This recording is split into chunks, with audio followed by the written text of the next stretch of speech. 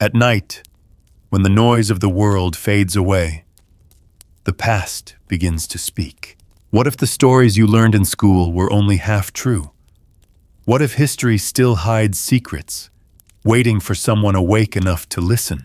Welcome to History After Sunset, where every whisper from the past becomes a question that keeps you awake a little longer. The night begins softly, as if the universe itself has exhaled. Somewhere in the vast silence of early 20th century New York, a boy sits alone by his window, tracing constellations with the tip of his imagination. His name is J.Robert Oppenheimer, a name that one day will make the world tremble. But tonight, he is only a child staring at the stars, wondering how the universe holds itself together without falling apart. Robert was not the kind of boy who fit easily among others. He was fragile, painfully shy, and yet possessed an intensity that frightened even his teachers. When other children played outside, he would lose himself in books about minerals, light, and the hidden laws that guided existence. He once said that science, for him, was not a profession. It was a form of love. The way others fell for poetry or music, he fell for atoms, and that love would shape the century to come. In those early years, Oppenheimer's mind was already too large for the rooms he lived in.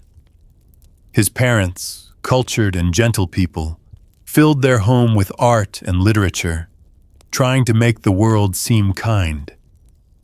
But the boy felt something else, a quiet loneliness that never left him. He was drawn to the invisible, the things no one could touch or fully understand. To him, knowledge was not just about learning, it was about meaning. What does it mean to exist, he wondered, when every particle in the body is made of the same dust that floats between the stars? As he grew older, the boundaries of his curiosity stretched across continents. He studied at Harvard, where he devoured subjects like a starving man. Philosophy, chemistry, Sanskrit, poetry, everything fascinated him. He was restless, brilliant, and haunted by the feeling that truth was both beautiful and dangerous. Professors called him gifted, but even among the brightest minds, he seemed distant, like someone looking at the world through glass. It was not arrogance, it was the burden of seeing too much. By the time he reached Cambridge, his genius began to feel like a curse. The pressure, the isolation, the constant expectation of greatness, it nearly broke him. There were days when he wandered the foggy streets of England, silent and pale, his thoughts twisting inwards. One professor recalled seeing him staring at the laboratory wall for hours, as if listening for something beyond it. He was not just studying physics anymore. He was searching for the invisible music that held reality together. But then came a change. In Göttingen, Germany, he found what he had been longing for, a community of minds as restless as his own. It was the golden age of quantum physics, and the air itself seemed to vibrate with discovery. Planck, Heisenberg, Bohr. These were not just names, but giants. Oppenheimer absorbed their ideas like light. He spoke multiple languages, quoted the Bhagavad Gita, debated quantum theory, and wrote poetry in the same breath. His mind was fire and shadow, clarity and chaos intertwined. At night, he would write letters home, describing the beauty of equations as if they were love notes. "I am learning," he wrote once, "that the world is stranger and more wonderful than we ever imagined." Yet, behind the wonder, there was a growing unease, the realization that knowledge, once unleashed, could never be contained. The atom, that tiny mystery he adored, was not just the key to understanding the universe. It was the seed of something far more powerful. When he returned to America, the world around him was changing fast. The 1930s were years of unrest, economies collapsing, dictators rising, and ideologies clashing like tectonic plates. Science, once a refuge, was becoming a weapon. The same discoveries that revealed the secrets of light and matter now whispered promises of unimaginable power. And in this storm of invention and fear, Robert Oppenheimer found himself standing at the crossroads of destiny. He began teaching at Berkeley, California, a place of sunlit hills and young dreamers. His students adored him. He spoke of electrons as if they were alive, of energy as poetry. In his classroom, physics was not a cold calculation. It was a way to touch the divine. Those who listened to him felt both inspired and uneasy. His words had a gravity to them, as though he was warning of a future he could already see forming at the edge of time. By then, he was no longer the lonely boy staring at the stars. He was a man whose ideas could move mountains. Yet the loneliness persisted, only deeper, more profound. The more he understood the nature of the universe, the less he felt he belonged to it. There is a kind of sadness that comes from seeing the world too clearly. Oppenheimer carried that sadness quietly, like a shadow stitched to his mind. The years drifted toward war. Europe burned, and across the ocean, the United States watched the smoke with growing dread. Scientists whispered about uranium, about splitting atoms and releasing energy beyond imagination. For most, it was still theory. For Oppenheimer, it was a question that refused to leave his dreams. Could the same beauty he had studied all his life, the elegant dance of particles, become the instrument of destruction? Could man, in understanding creation, learn also to unmake it? He began to gather like-minded physicists, not yet to build anything, but to think, to question, to imagine what was possible. Some nights, they would stay awake until dawn, arguing about the moral boundaries of science. One friend recalled Oppenheimer sitting in silence afterward, his fingers trembling slightly, as if he already sensed where this path would lead. He did not know the shape of the future, but he felt its weight pressing closer with each discovery. There is something haunting about genius. It can illuminate the world and blind the one who carries it. For Oppenheimer, knowledge was never neutral. It was alive, with a pulse that echoed in the human soul. He once said, "The scientist is not a mere technician. He is a seeker after truth. But truth, he would learn, comes with a price, and his truth would one day shake the earth." As the 1940s approached, the quiet mind that once gazed at stars would soon be asked to turn that gaze inward, to find the light buried within the atom. The boy who wondered how the universe held itself together was about to discover how easily it could be torn apart. And history, patient and watchful, was waiting for him. For now, the world still slept. The oceans still whispered their timeless rhythm.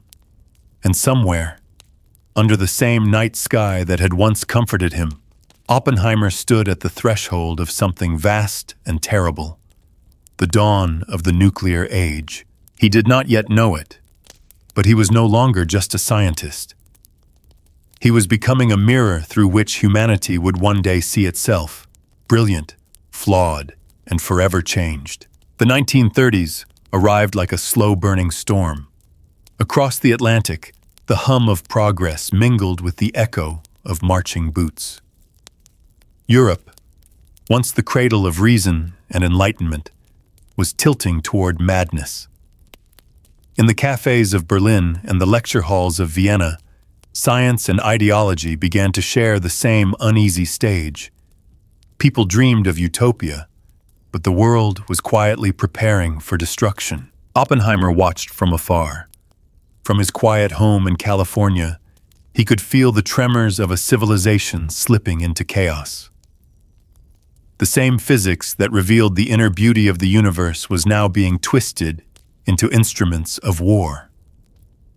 Men like Einstein, Fermi, and Bohr, once united by curiosity, found themselves scattered by fear, crossing borders, leaving behind their laboratories and the languages of their youth. Knowledge was migrating, fleeing from tyranny, searching for a place where it could breathe again. That place would soon be America. In those years, the United States was still untouched by war's immediate fire, but it could smell the smoke. The Great Depression had humbled the nation, yet it also sharpened its resolve. Industries were awakening, universities pulsed with energy, and a new generation of thinkers was forming. For the first time, America was beginning to see itself not just as a land of opportunity, but as a land of intellect, a sanctuary for exiled minds. It was here that Oppenheimer's world began to expand. Berkeley was his kingdom now. Sunlit halls, restless students, and chalk-dusted rooms filled with the murmur of equations. The air shimmered with ideas, with ambition, with a faint scent of ozone from the machines that hummed late into the night. Science was not just discovery anymore. It was prophecy.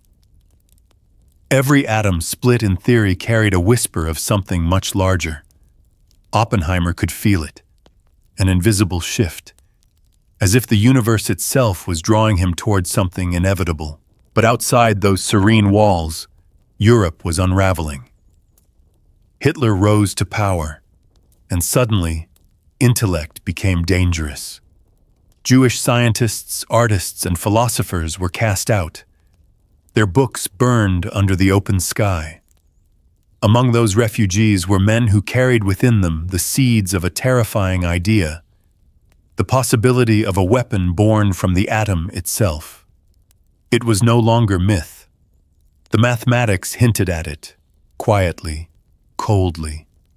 If one could split the atom, if one could release the energy trapped within, the result would be unlike anything the world had ever known.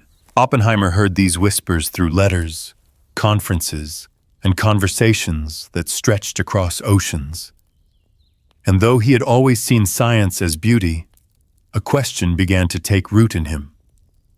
Could beauty be deadly? Could the pursuit of truth lead, inevitably, to ruin?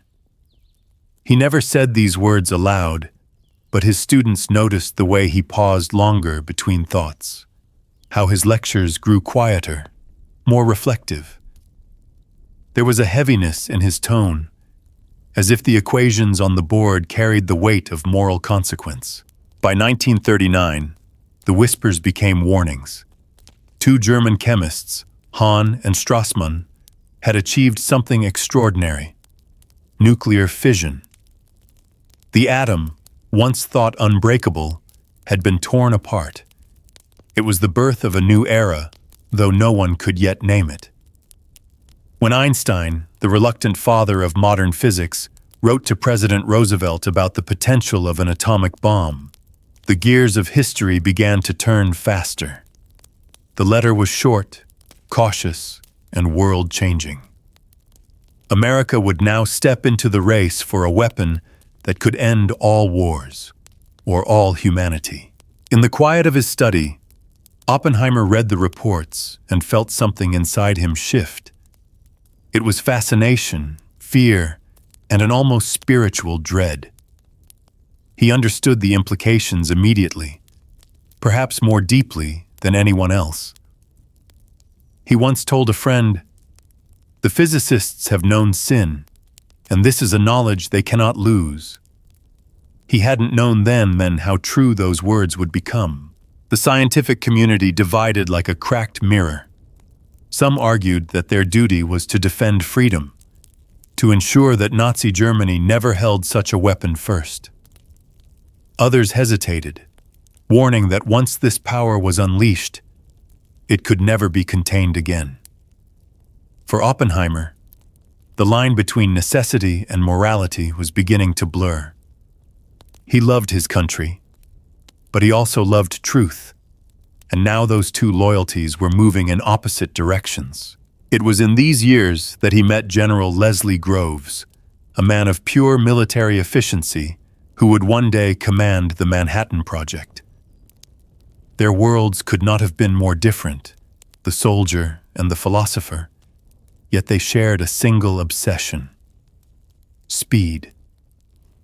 The fear that Germany might already be building the bomb lit a fire under every laboratory in America. In that urgency, Oppenheimer saw both purpose and peril. For the first time in his life, he was not just chasing knowledge, he was chasing history. And history, as it turned out, was running fast. Governments poured money into secret research. Scientists vanished from universities, reappearing in deserts and remote laboratories.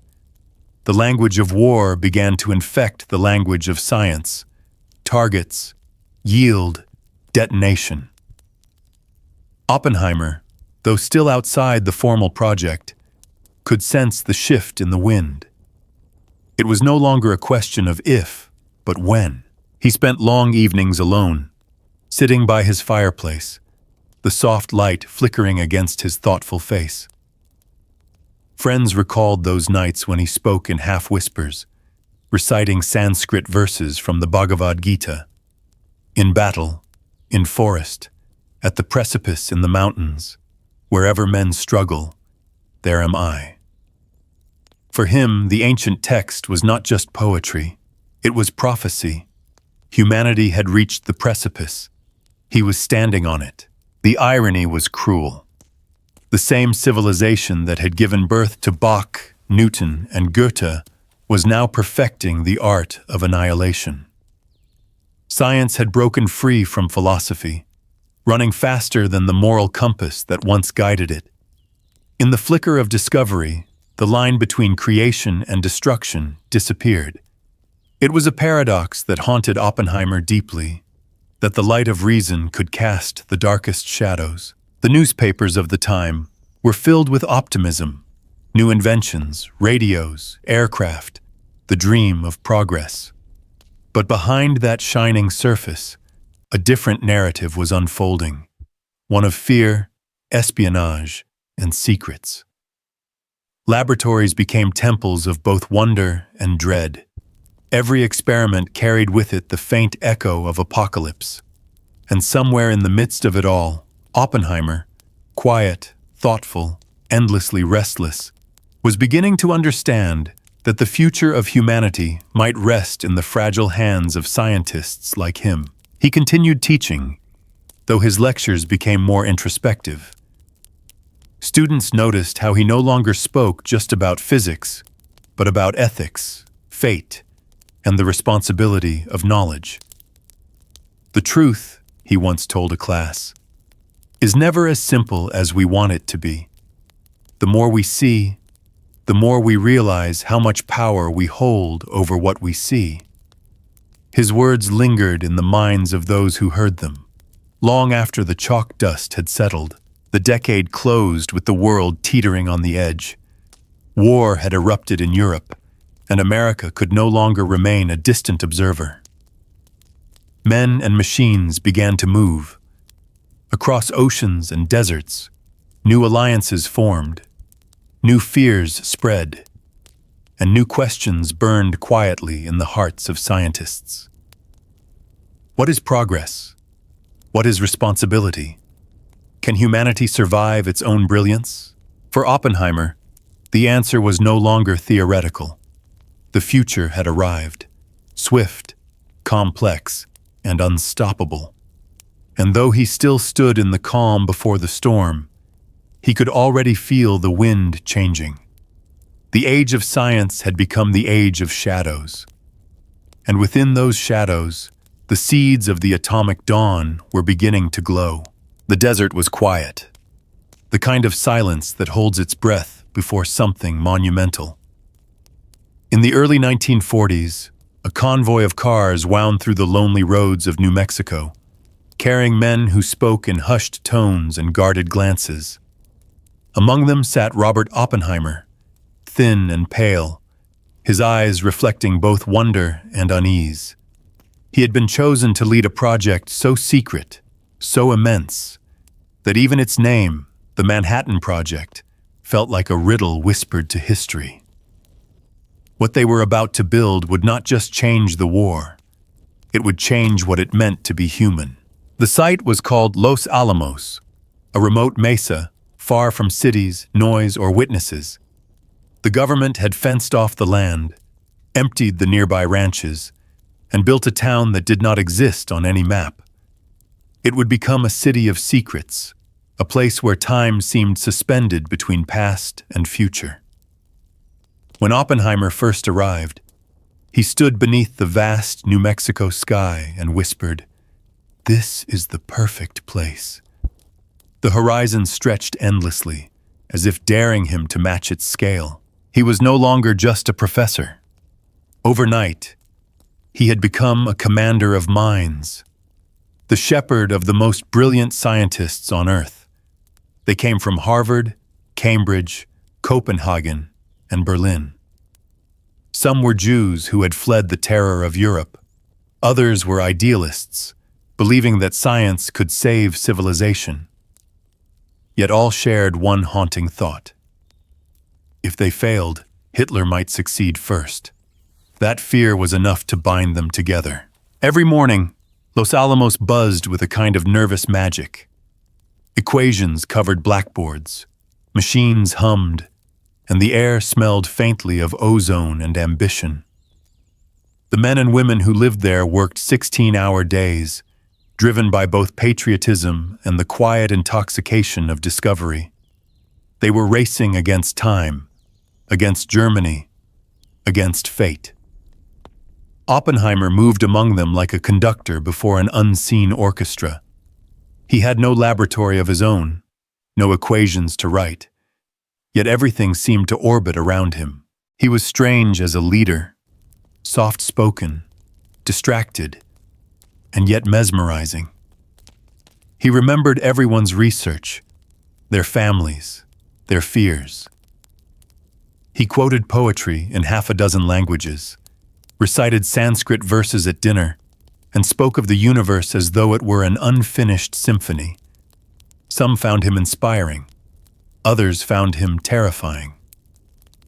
But no one could ignore him. He once told a colleague, "When you see something that is technically sweet, you go ahead and do it, and only later ask what it means." In that sentence lay the tragedy of the century. The desert around them became both a prison and a sanctuary. Soldiers patrolled the fences, mail was censored, names were erased from documents. Wives and children lived in the same secrecy, unaware of the full scope of what their husbands were creating. To them, it was simply the project. To Oppenheimer, it was destiny. Every evening he would walk alone to the edge of the mesa, where the wind carried the scent of sage and sand.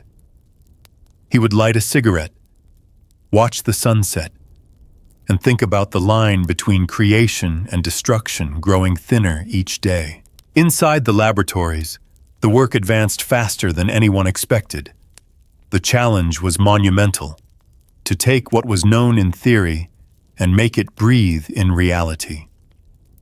They experimented with uranium and plutonium, with equations so delicate that one mistake could mean months of failure. Yet failure was not an option. The world outside Los Alamos was bleeding. Reports from Europe spoke of concentration camps, cities in ruin, and millions dead. For many of the scientists, that knowledge silenced their doubts. Whatever they were building, it had to end the war. It had to. But Oppenheimer's nights were restless.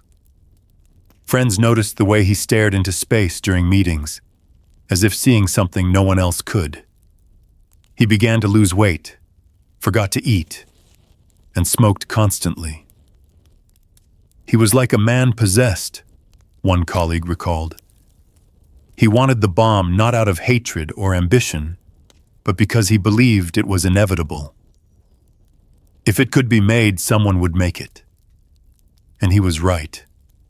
The question was not whether humanity could bear such power, but whether it deserved it.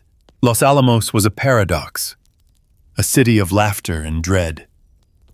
Children played in the dust while, behind locked doors, equations calculated the death of nations. Scientists danced to jazz in the evenings, then returned to their benches before dawn. The line between ordinary life and apocalypse blurred so subtly that few noticed. They were building what they called the gadget, a name that almost sounded innocent, like a child's toy. But it was anything but innocent. It was a son waiting to be born on Earth. Oppenheimer became both the father and the confessor of the project. When tensions rose, he mediated. When fear crept in, he inspired.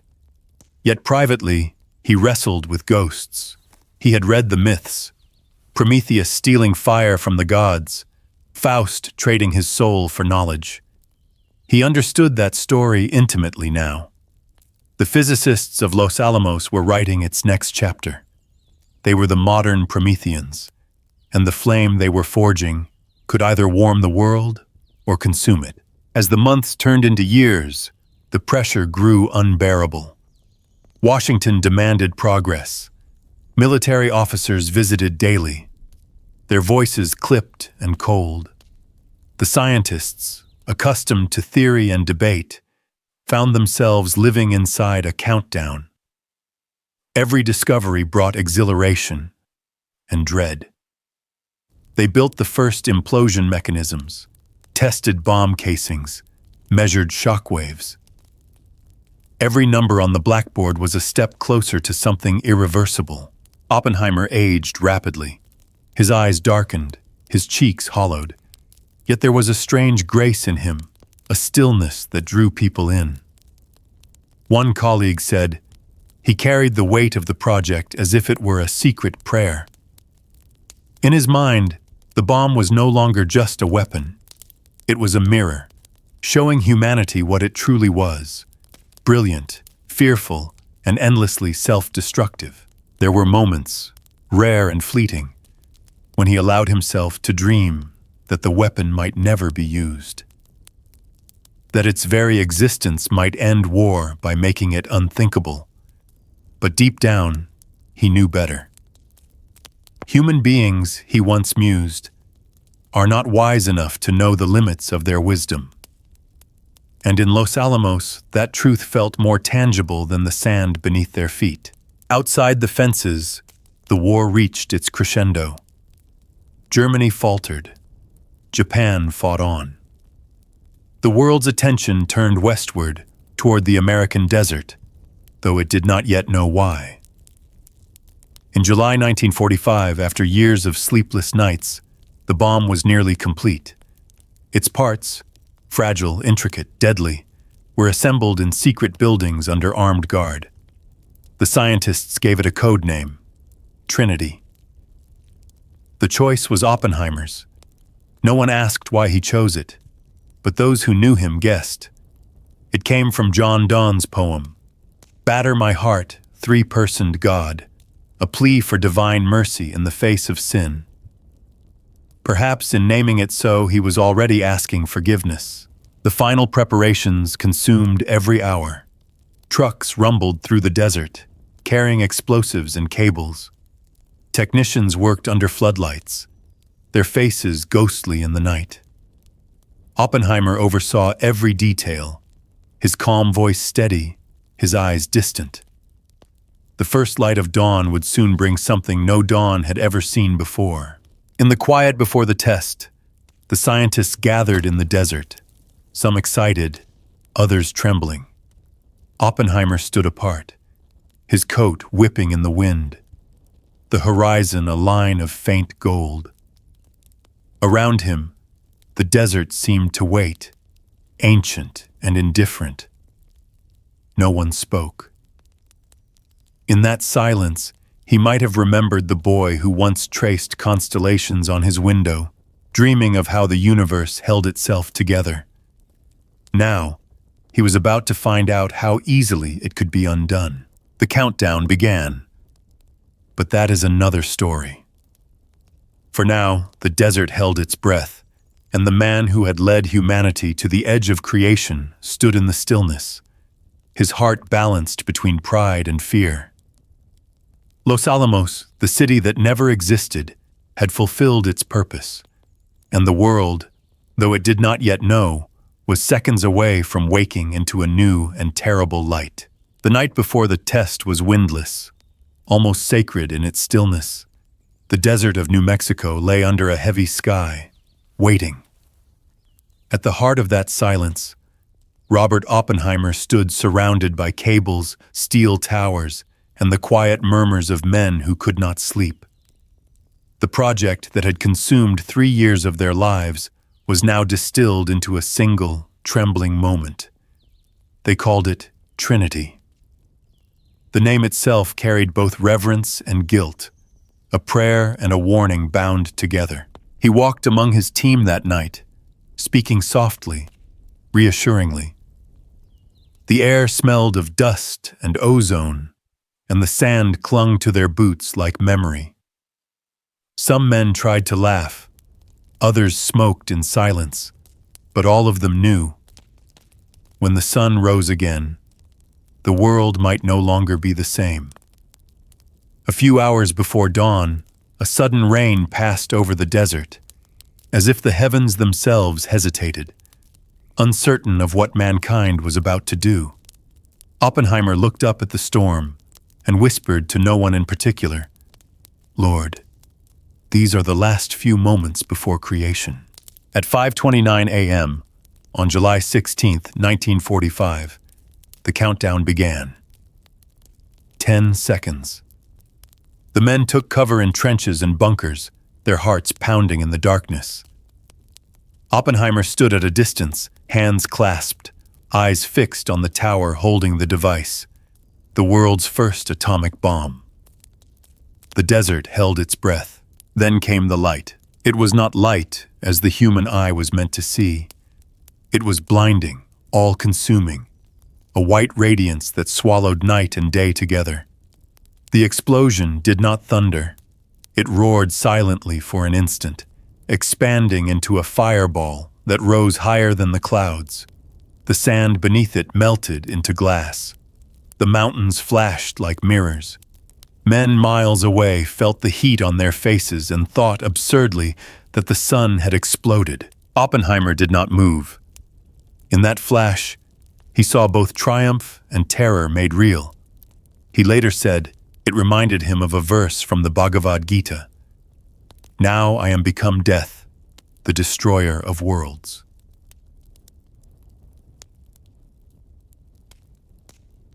For a brief moment, he was both creator and witness, father and mourner.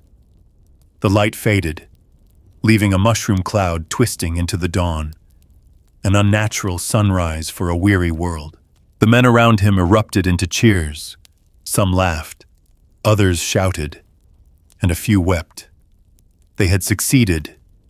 Their work, their sleepless nights, their sacrifices, it had all led to this blinding moment. Yet Oppenheimer stood apart. His lips moved, but no sound came. Later, one scientist recalled seeing him whisper, "It worked," not with pride, but with the hollow disbelief of someone who has finally met his own shadow. As the echoes faded, a strange stillness returned. The desert, once again, was quiet. But the quiet was different now. Something irreversible had happened. Nature had been forced open, its deepest secret dragged into the light. For the first time in history, man had harnessed the power that fuels the stars, and with it came the knowledge that he could also extinguish life on Earth. The next day, reports were written, measurements taken, equations confirmed. The fireball's heat was calculated, the blast radius mapped. But none of those numbers could capture the feeling that lingered in their chests, that humanity had crossed a threshold it could never retreat from. Oppenheimer, exhausted, sat alone in his quarters, staring out the window. His face was pale, his eyes hollow. When a colleague congratulated him, he merely nodded and said, "Yes, but the physicists have known sin, and this is a knowledge they cannot lose." For the military, the meaning of Trinity was simple: victory. The bomb would end the war, save lives, and secure America's place as the new superpower. To Oppenheimer, the meaning was far heavier. He saw in that fire not just a weapon, but a revelation, proof that man could wield the power of gods, but not the wisdom to guide it.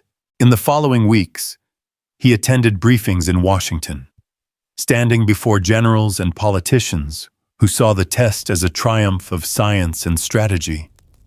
They spoke of targets, flight plans, and the speed of destruction. Oppenheimer tried to speak of restraint, of the responsibility that must accompany such power, but his words were drowned in the noise of celebration. He was a scientist in a room full of soldiers, and the language of conscience did not translate well into the language of war. He returned to Los Alamos quieter than before. The once bustling town now felt ghostly. The laughter of the scientists seemed distant, forced. The experiment that had united them had ended, and in its place hung the question no one dared voice. What have we done? Some of the men still called it the gadget, but the name felt obscene now. It was no longer a project. It was prophecy fulfilled. Oppenheimer began to withdraw from the parties, the dances, the victory speeches. He spent long hours walking the desert alone, tracing the outlines of the crater left by the explosion. The sand had turned to green glass, smooth and sharp, like the surface of another world. When he bent to pick up a fragment, it glittered in his hand. Beautiful, fragile and deadly. He pocketed it quietly, a souvenir from the day humanity learned to set fire to its own sky.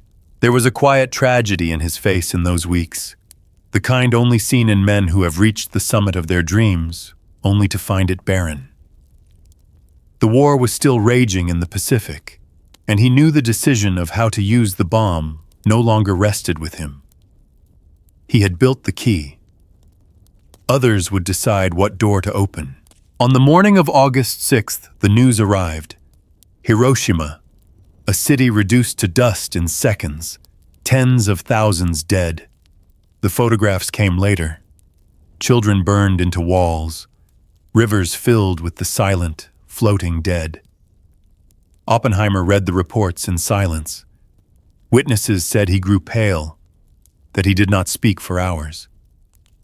When someone congratulated him again, saying, "You've ended the war," he replied softly, "Yes, I suppose we did."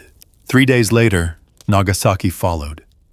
Another flash, another silence. The war ended soon after, but the victory felt hollow, ghostly. The celebrations in America were loud and bright, but Oppenheimer could not join them. In his mind, he still saw the desert sunrise, the light that devoured the world, and now he knew what it had become. He met with President Truman not long after. In the Oval Office, he confessed in a low voice, "Mr. President, I feel I have blood on my hands."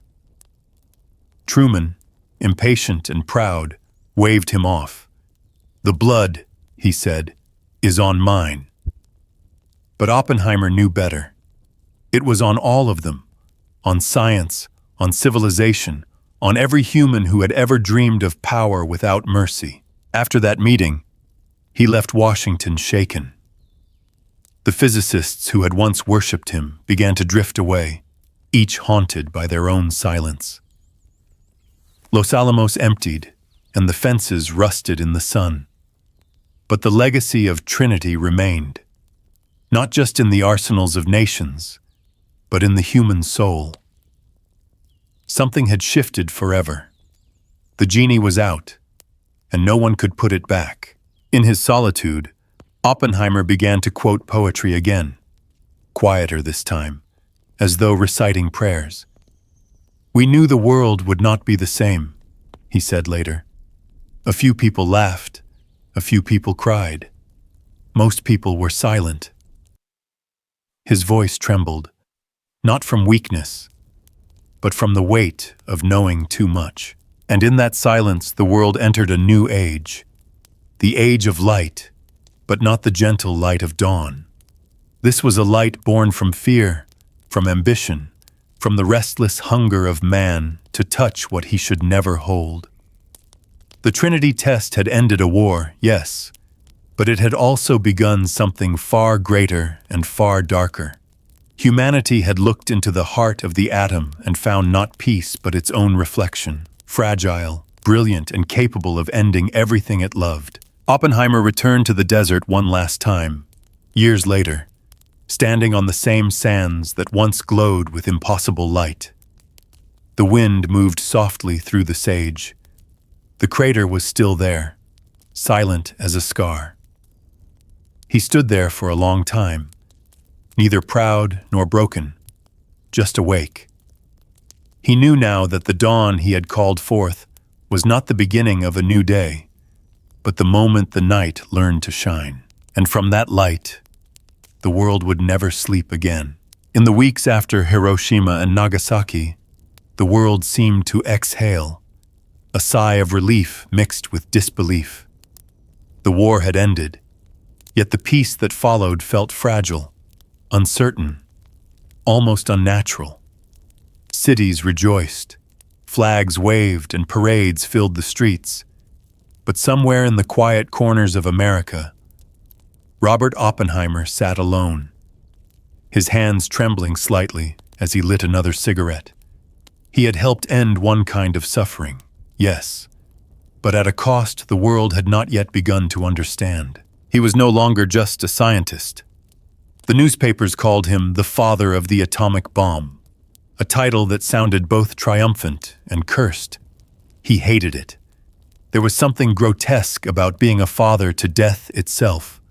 Reporters followed him, students idolized him, generals praised him. But behind every smile, he carried the image of cities turned to ash, of people erased by a light too bright to look at. He once told a friend, "In the beginning, the physicists hoped to understand the world. Now we fear we may have destroyed it." At first, he tried to rationalize it. He told himself that what they had done had saved millions of lives, that it had ended the bloodshed sooner. That was the official narrative, the one everyone clung to in order to sleep at night. But the human heart does not bow easily to logic. Every time Oppenheimer closed his eyes, he saw the desert flash again, that unbearable light, and beneath it the shadows of Hiroshima stretching endlessly across the ground. In the months that followed, he returned to teaching, to lectures, to the world of intellect and theory. But something had changed in him. He no longer spoke with the same fire that had once captivated his students. His voice was quieter now, slower, as though each word had to pass through a lifetime of doubt. When he spoke of science, it was not with the joy of discovery, but with the melancholy of remembrance. "The physicist," he said in one lecture, "has become both the creator and the destroyer." His students listened in silence, realizing they were hearing not a teacher, but a man speaking to his own conscience. The government, however, had no time for conscience. America had entered a new era, the atomic age, and Oppenheimer stood at its center. He became the head of the General Advisory Committee to the newly formed Atomic Energy Commission, his name now entangled with politics, power, and policy. He advised on nuclear strategy, on weapons development, on how to contain what had already escaped the bottle. Yet every recommendation he gave carried a hesitation, a quiet plea for restraint. "We have done the work of the devil," he once muttered, "and now we must learn to live with it." But the world was not interested in restraint. The Cold War was beginning to take shape, and fear had replaced reason. The same minds that once built the bomb were now ordered to build something even greater, the hydrogen bomb, a weapon thousands of times more powerful than Hiroshima. When the idea was proposed, Oppenheimer opposed it fiercely. He saw no need for such monstrosity, no justification beyond madness. If we continue down this path, he warned, we shall become the destroyers not of one another, but of the earth itself. His opposition, however, marked the beginning of his fall. The tides of history are rarely kind to those who resist them. Men like Edward Teller, brilliant, ambitious, and unburdened by doubt, saw Oppenheimer's hesitation as weakness, even treason. Whispers began to spread through the corridors of Washington that he was too sympathetic to the Soviets, that his wife and friends had once held leftist views, that perhaps his conscience was just another form of betrayal. By 1954, those whispers became accusation. He was summoned to a security hearing, a public inquisition masked as procedure. For nearly 4 weeks, Oppenheimer sat in a small room under harsh fluorescent lights, his life dissected piece by piece. Every conversation, every friendship, every opinion was turned against him. The man who had once led the greatest scientific project in history was now being treated like a criminal. He answered calmly, almost tenderly, as though speaking to students again. "I have no defense," he said softly. "I can only say that I loved my country." But love, it seemed, was no longer enough. When the hearings ended, his security clearance was revoked. The government declared him a liability, a danger, not to the nation, but to the narrative it wanted to tell about itself. The hero of Los Alamos was now its ghost. After that, he withdrew from public life. The crowds stopped following him. The headlines forgot his name. He retreated to Princeton, to the Institute for Advanced Study, where he surrounded himself with books and silence. There, in quiet gardens and dim lecture halls, he tried to rebuild something of himself. He read poetry, returned to the Bhagavad Gita, and gave lectures that sounded more like meditations than science. He was still brilliant, but the edge of ambition had softened into something humbler, almost sacred. Those who met him in those years described a man both haunted and serene. He smiled often, but the sadness never left his eyes. One colleague recalled seeing him stand by the sea for hours, watching the waves crash endlessly against the shore. He looked, the man said, like someone waiting for forgiveness that would never come. When asked years later if he regretted his role, Oppenheimer paused for a long moment and replied, "I don't think remorse is useful.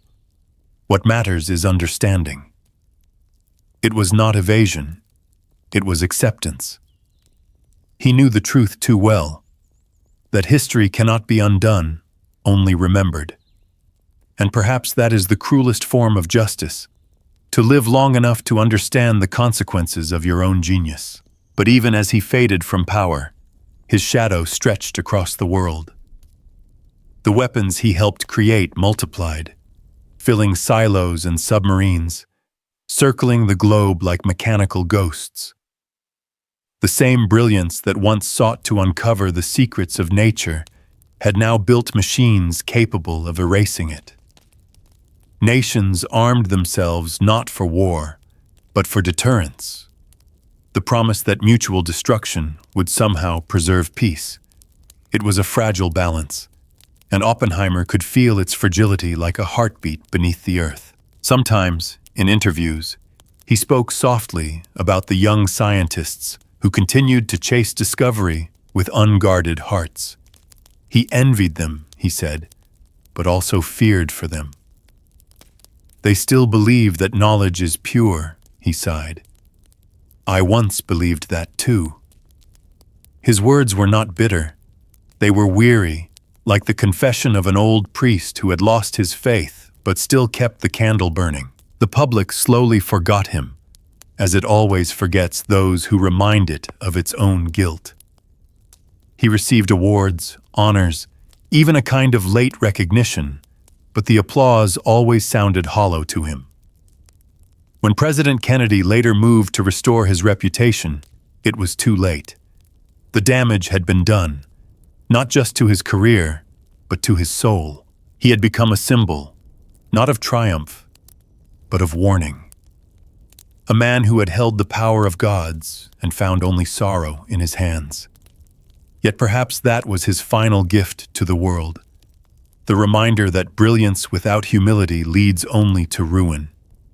That in seeking to master nature, man must also learn to master himself. In his later years, Oppenheimer spoke less and listened more. He spent his evenings watching the sunset through the windows of his study, the same color as that desert sky in New Mexico so many years before. He knew now that every sunrise since Trinity carried both beauty and burden, that the light which saves can also consume. And in that understanding, perhaps, there was a kind of peace. Not the peace of victory, but the quiet acceptance of one who has seen the world too clearly and still chooses to love it anyway. For all his regrets, for all his flaws, Robert Oppenheimer remained something achingly human. A man who reached for the stars and came back carrying their fire, forever marked by its glow. When the noise of the hearings faded and the reporters moved on, what remained was silence. Deep, oceanic silence. Robert Oppenheimer, once the center of the world's attention, now lived as though behind glass. The corridors of Princeton were long and quiet. His footsteps echoed softly against polished floors. Outside, autumn leaves drifted across the campus lawns, and in the stillness, he began to live the second half of his life, not as a physicist, but as a philosopher haunted by his own reflection. He had been stripped of clearance, of influence, of the invisible authority that had once made generals listen when he spoke. But in that loss, something unexpected began to take root.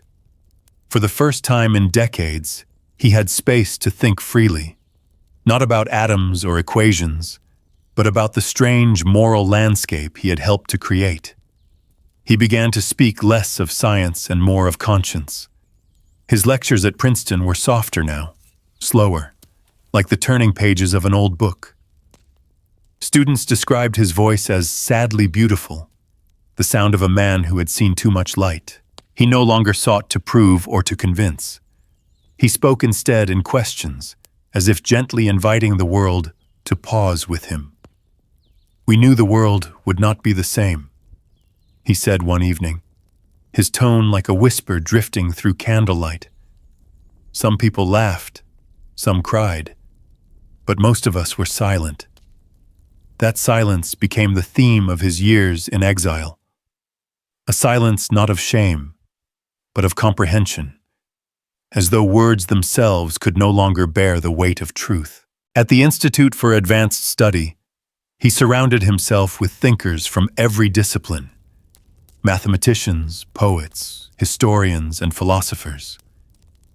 He walked slowly between the buildings, pipe in hand, his mind somewhere between the stars and the sea. Visitors found him kind but distant, like a man perpetually halfway between this world and another. He had the sadness of someone who had been to the mountaintop, one scholar wrote, and returned with a truth too heavy to share. The scientists who came to see him were often young, brilliant, and full of conviction, the same way he had once been. They spoke excitedly of discoveries, of theories that might explain the universe more elegantly. Oppenheimer listened with quiet admiration, but sometimes, when the room fell still, he would say something that silenced them all. The more precisely we measure, the less we understand. It wasn't cynicism, It was clarity, the realization that knowledge without wisdom is like light without warmth. He began to read philosophy more deeply than ever before. Spinoza, Kant, the Upanishads, searching for meaning in a world that had made meaning fragile. He revisited the Bhagavad Gita not as scripture, but as mirror. In its verses, he saw his own contradictions reflected: duty and doubt, creation and destruction, devotion and detachment. One afternoon, as he lectured on ethics in science, he said quietly, "There is no refuge in the simple word good. The physicist does not find absolution in the laboratory." The students scribbled his words, but he did not mean them for the page. He was speaking to the ghost of his younger self, the boy who had once believed that beauty and truth were the same thing. In those years, he and his wife Kitty lived in a small house overlooking the sea in the Virgin Islands during summers. The waves became his companions, the rhythm of the tide a kind of meditation. Sometimes he would take a small boat out alone, drifting for hours. The horizon comforted him. It had no borders, no armies, no politics, only endless motion and light. Friends who visited him there said he seemed at peace, but they could see that peace was something he had to work at, like an equation that never quite balanced. He received invitations from governments and universities, though he declined most of them. But when he did appear in public, his presence was magnetic, not for what he said, but for what he had lived. In 1959, he gave a lecture in which he described science as a series of gifts, each more dangerous than the last. The audience sat in stillness. "The tragedy," he continued, "is not that we make weapons, but that we believe we can control what they awaken." He had become something rare, a scientist turned sage, a man who had outgrown his own legend. When young physicists asked him for advice, he did not speak of mathematics or research. He told them softly, "You must learn to ask not only what is possible, but what is right." His tone was gentle, never accusatory. He understood too well that every generation must learn its own limits, usually by crossing them. The world around him continued to race forward. The hydrogen bomb was tested, satellites began to orbit the Earth, and nations divided the sky into territories of fear.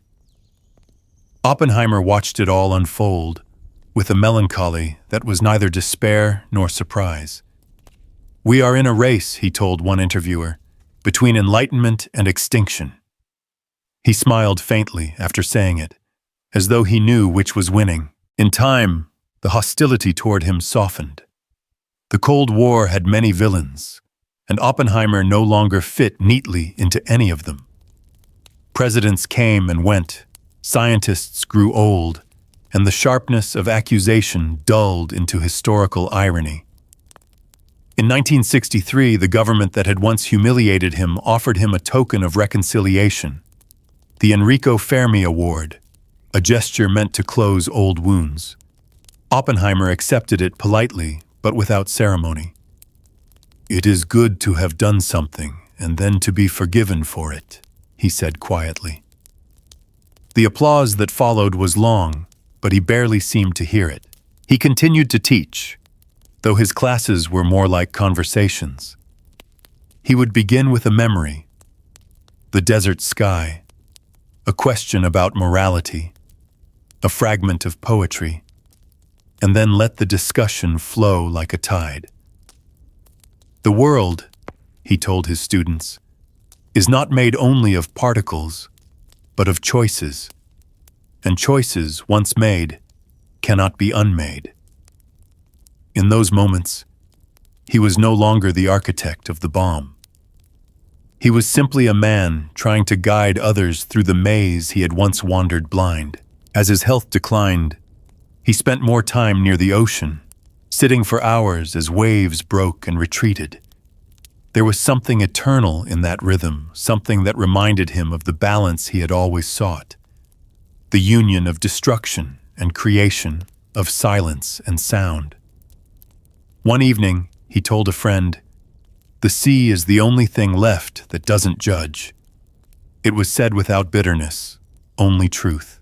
By the mid-1960s, his body began to fail him. The doctors called it throat cancer, a predictable companion for a man who had smoked through every revelation and regret. When the pain grew sharp, he remained calm. "It's all right," he told Kitty once. "The body has to find a way to leave the world, just as the mind had to find a way to stay in it." Even in dying, he retained that strange mix of intellect and poetry, as if trying to reason gently with the inevitable. In his final months, he spoke less and listened more. Friends came to visit, sitting with him as the light faded through the window. He often stared at the sunset without words, the same color as the fire that had once filled the desert sky. Perhaps, in that fading light, he found what he had been searching for all along. Not forgiveness, but understanding. When asked one last time whether he believed humanity could survive the weapons it had created, he smiled faintly and said, "Perhaps, if we learn to be as humble as the atoms we split." It was a strange answer, soft and luminous, like a riddle that only peace could solve. And when the end came, it was quiet. A small, human silence against the vast hum of history. The man who had once summoned the power of the sun now drifted into the same calm darkness that covers every life, every star, every dream of control. He had begun as a boy who loved the stars, had become a man who harnessed their fire, and ended as a philosopher staring out at the sea, finally at peace with the unbearable beauty of what he had both created and undone.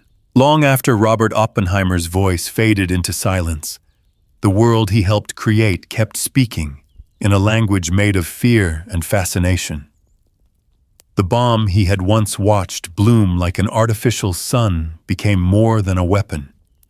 It became a symbol, a shadow stretching across generations. It shaped politics, philosophy, even art. Humanity for the first time had to learn to live under its own invention. The glow of that light did not die in the desert. It spread quietly into every corner of modern existence. In the years after his death, the world did not forget him, though it never quite knew how to remember him either. To some, he was still the tragic genius, the modern Prometheus who stole fire from the gods. To others, he was a cautionary tale, a man who proved that intellect without restraint can become its own undoing. But beneath all those labels, something more enduring remained. A conversation, one that continues every time humanity touches something it doesn't yet understand. The age of fire that began at Trinity did not end with Hiroshima or Nagasaki.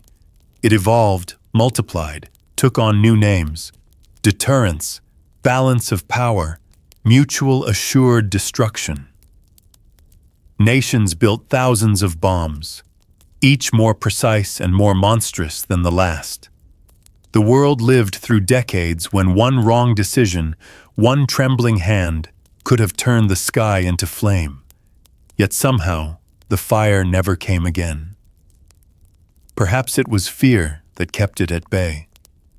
Or perhaps, somewhere deep within, the ghost of Oppenheimer still whispered to those in power, "Remember what you hold."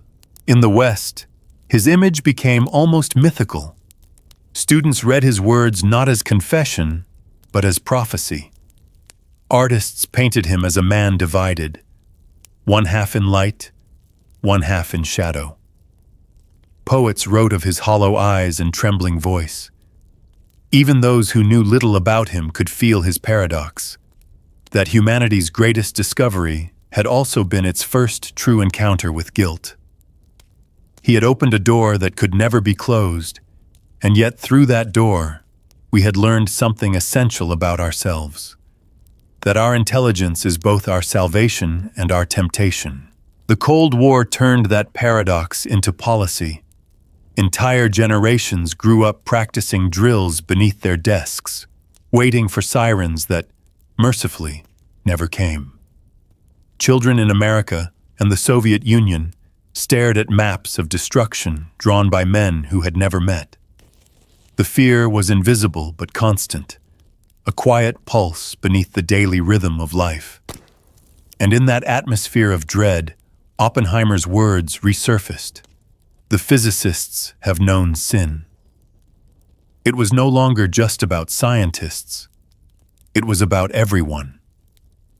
The whole world had become the keeper of that sin, and yet, there was beauty hidden within the ashes.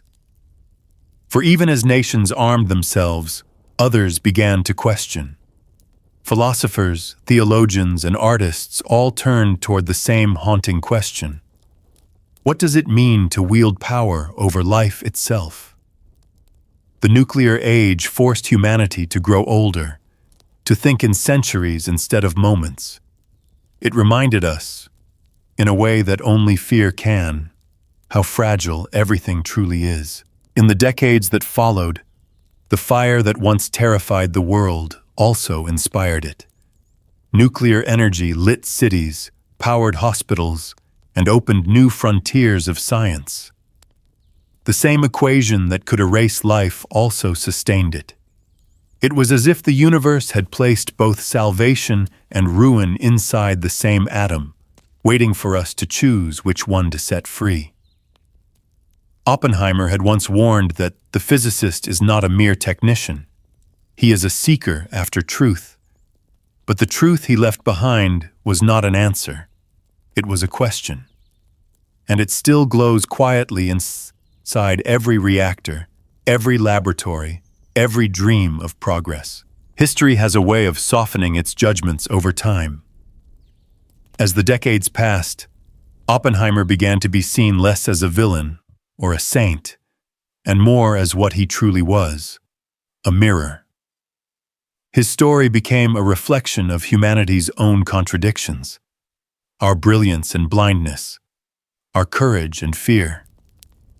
In that reflection, the question of the atom became something larger, the question of how far we are willing to go in the name of knowledge, and how deeply we can feel once we get there. Every few years, the desert at Alamogordo receives visitors, scientists, historians, travelers, who come to see the place where the world changed.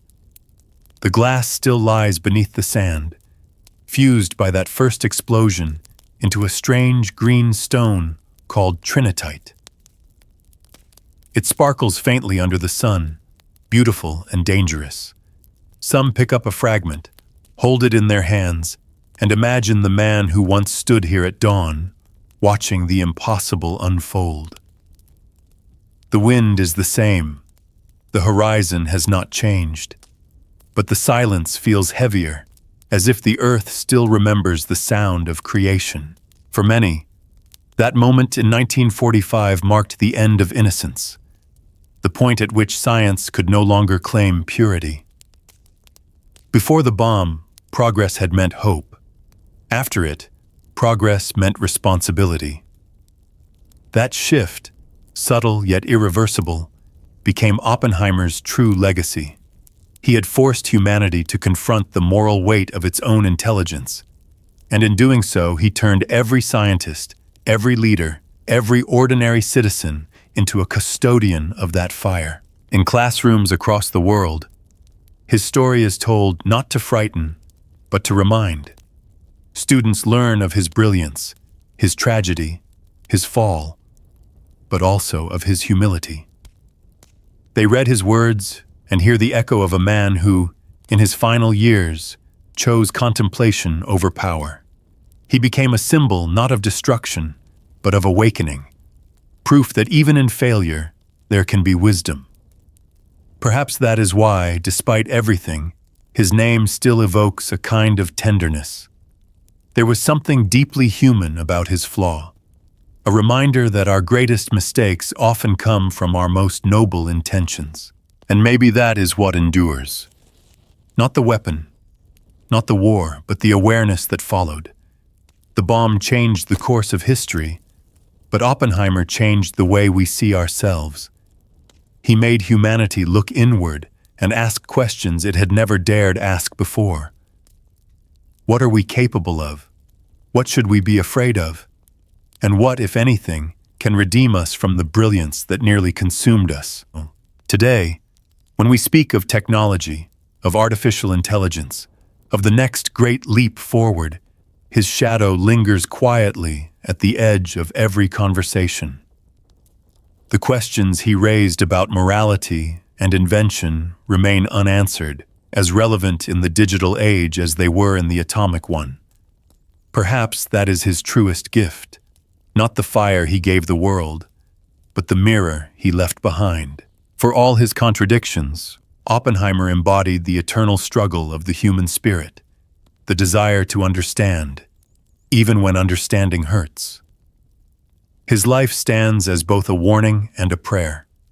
That knowledge without compassion is just another form of darkness, and that sometimes the greatest act of wisdom is learning when not to use what we have learned. When the wind moves through the New Mexico desert at dusk, it carries with it a faint hum, a song of sand, memory, and light. It is easy to imagine him there still, his thin figure outlined against the fading sky, watching the sun sink into the horizon. Perhaps he smiles, not in pride or regret, but in recognition, because he knows now what few ever do, that every spark, no matter how bright, eventually returns to the dark. But the warmth it leaves behind, that fragile warmth of awareness, of humility, of hope, is what keeps the world alive. And so his fire endures, not in the bombs or the laboratories, but in the quiet corners of human thought, in the questions we whisper to ourselves before sleep, about what we've built, what we've broken, and whether, in the end, we will ever learn to hold the light gently. The sea was calm that evening, the horizon painted in soft shades of gold and violet. A gentle wind moved across the water, carrying the faint scent of salt and memory. Somewhere along the coast of New Jersey, in a small house filled with books and silence, Robert Oppenheimer sat by the window, watching the day dissolve into twilight.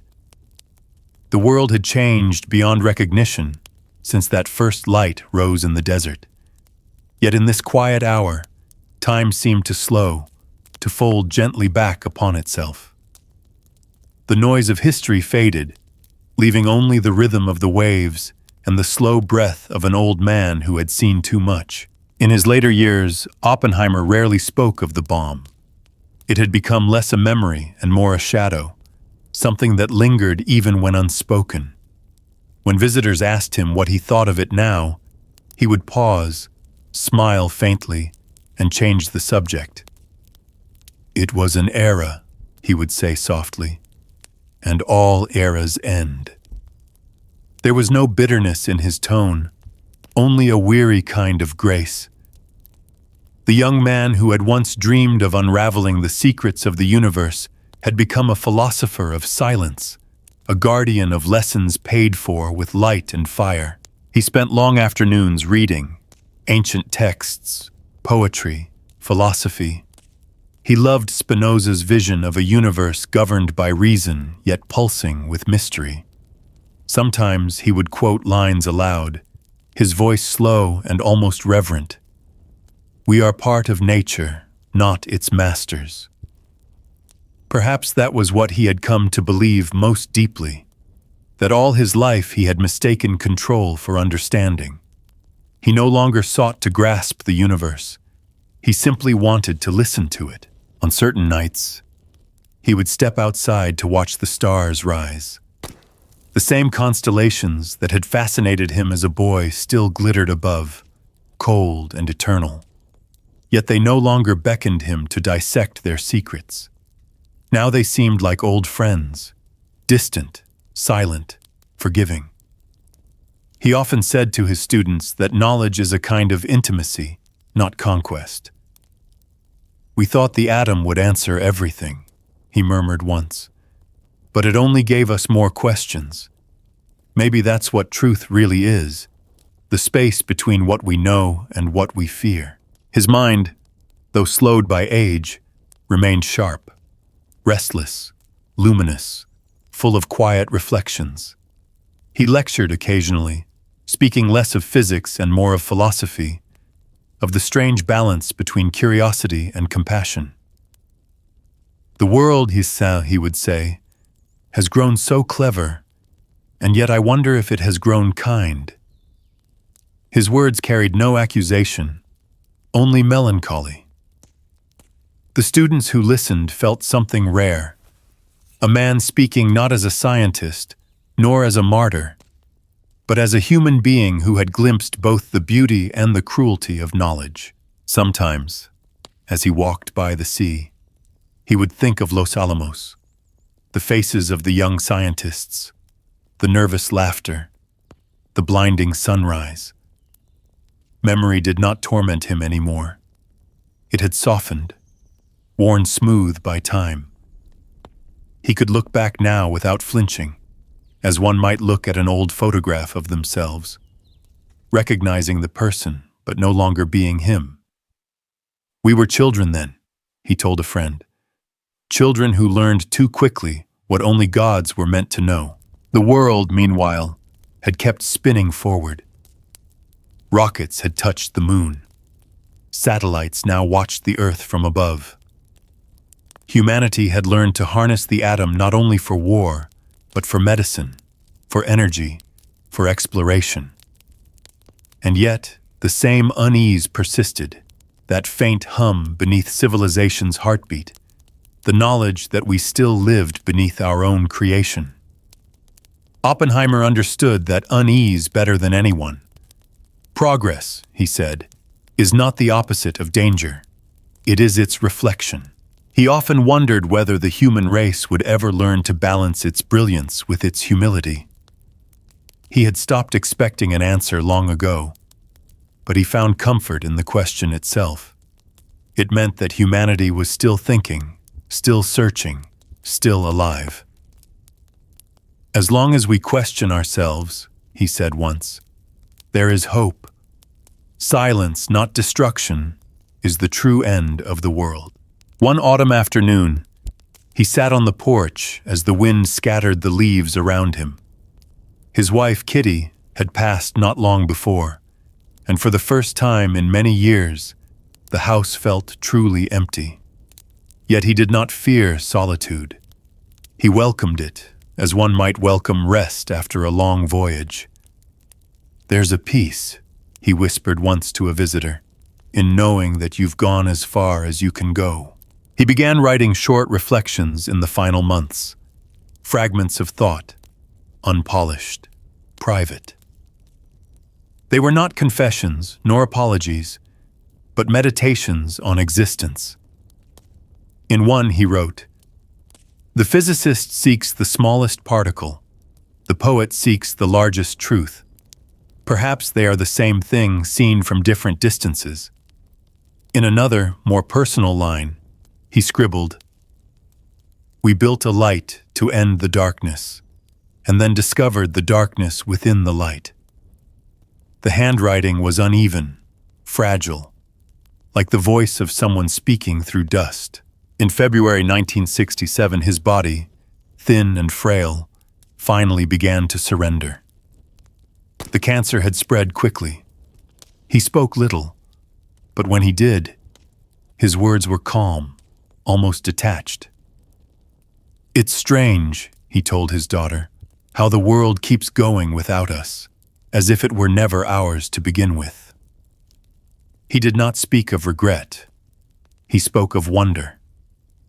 He asked for the curtains to be left open at night, so he could see the stars. On one of those final nights, he asked his nurse to read aloud from the Bhagavad Gita. The verse was familiar, the same one that had once echoed in his mind beneath the blinding light of Trinity. Now I am become death, the destroyer of worlds.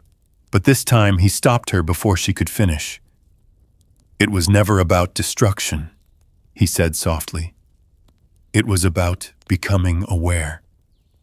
He closed his eyes, and for the first time in years, his breathing slowed without tension. When the dawn finally came, it was gentle, a pale, forgiving light through the curtains. Oppenheimer passed quietly that morning, his mind drifting toward the sea, the stars, and the silence he had long sought. He was 62. There were no grand speeches, no ceremonies, just a small gathering of family and a few old friends. Yet somewhere, beyond the noise of the living, the universe seemed to acknowledge his passing, not with thunder, but with stillness. In the decades that followed, his name returned to the world, not as scandal or myth, but as a story told in classrooms, in films, in quiet conversations late at night, about the man who gave humanity its most dangerous gift, and in doing so, its deepest mirror. The more time passed, the more people seemed to understand what Oppenheimer himself had discovered in his solitude, that progress and morality are not enemies, but twins, forever wrestling in the same heartbeat. Even now, his voice lingers faintly in the background of modern life, in the laboratories where scientists dream, in the debates about power and technology, in the gentle unease that stirs whenever we speak of the future. It is not the voice of warning anymore, but of memory. A soft whisper asking us to look inward before we reach outward. Some nights, when the sky is clear and quiet, you can almost imagine him there, standing once more in that vast desert, his coat fluttering in the wind, watching the horizon where night and dawn meet. The earth beneath him is scarred but alive, the stars above eternal and indifferent. And in that fragile space between destruction and creation, between fear and wonder, the story of Robert Oppenheimer still breathes, as quietly and as endlessly as the universe itself. As the night draws to a close and the last echoes of history fade into the quiet, I just want to say, thank you. Thank you for being here, for listening, for feeling, for remembering. In a world that rushes so fast, you chose to slow down for a while, to wander through time with me. And that means more than words can say. If tonight's story touched something in you, even a little spark, I hope you'll stay. Subscribe not just to a channel, but to these quiet nights where we breathe together through history's gentle heartbeat. Until we meet again beneath another sunset, take care of your heart, keep your curiosity alive, and remember, the past never truly ends. It just whispers softly, waiting for someone like you to listen. Good night.